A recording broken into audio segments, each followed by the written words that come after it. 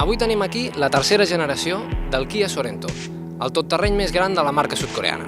Pel mercat de l'estat espanyol només hi ha disponibles la versió de 7 places amb el motor 2.0 CRDI 4x4 de 200 cavalls. L'única opció que podem escollir és si és automàtic o manual.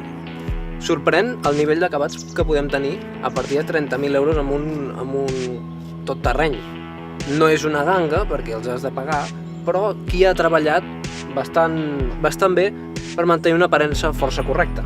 Hi ha detalls que no són cuirs, però bé, estan treballats de tal manera que la sensació a l'interior sigui satisfactòria i doni la sensació de que aquests 30.000 euros o el que t'hagis decidit gastar amb aquest vehicle estan ben invertits. D'equipament contem amb una pantalla molt correcta i que reacciona molt ràpid quan pitges un botó. Té el sostre practicable molt gran i molt lluminós, que el cotxe és gran, i també l'assistent de pàrquing amb càmera posterior i el seient del conductor està regulat per botons electrònicament.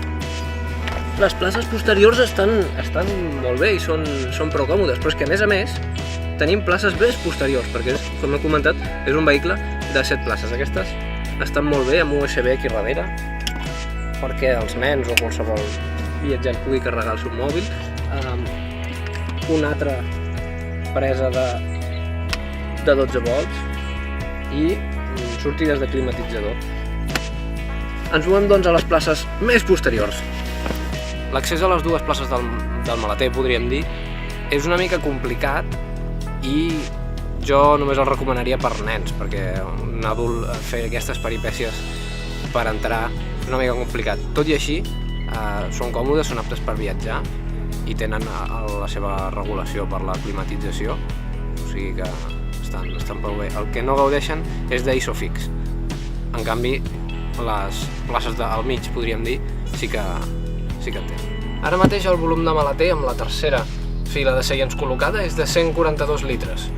Insuficient si ens n'anem de vacances 7 persones. En aquest espai no n'hi ha prou.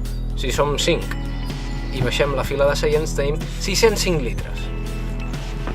Ara passem a tenir un maleter més que suficient. El volant és un cotxe molt còmode i efectiu. No busca excentricitats, només busca que t'hi sentis a gust i en definitiva que els diners que t'has gastat comprant aquest cotxe doni la sensació que valen la pena. Tot i el pes, els 200 cavalls es pitgen al cotxe i tot i que no dona la sensació que és un cotxe veloç, el que sí dona la sensació és que és un cotxe poderós. El canvi manual m'agrada molt, el tacte és molt bo, va perfecte, aquest canvi és fantàstic.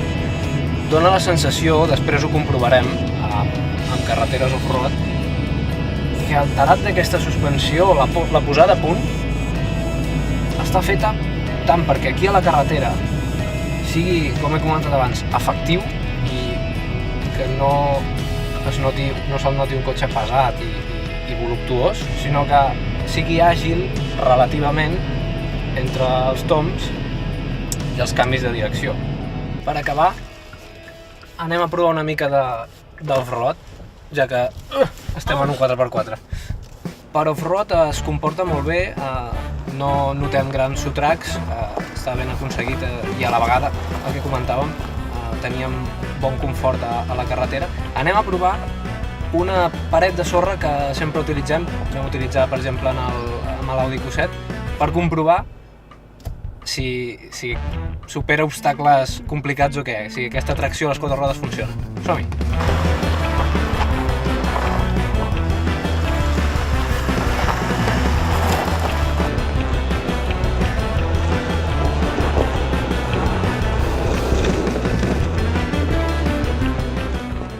Com a conclusió, aviam, si el que necessitem és espai, habitabilitat i poder anar a la muntanya ocasionalment i superar fins i tot obstacles com els que hem vist i no necessitem luxes abundants i desmesura a la que estem acostumats actualment amb molts totterrenys, aquest és el cotxe per vosaltres.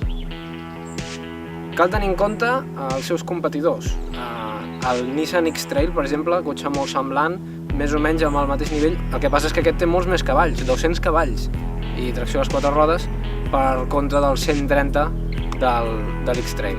En el Kia Sorento podem trobar l'habitabilitat d'un Audi Q7 o d'un BMW X5 amb qualitat japonesa i a preu d'un coreà. Per més vídeos i reportatges feu un cop d'ull al nostre canal de YouTube, us podeu subscriure, podeu fer likes, el que vulgueu. I podeu consultar les nostres proves i l'actualitat del motor a nacionmotor.cat.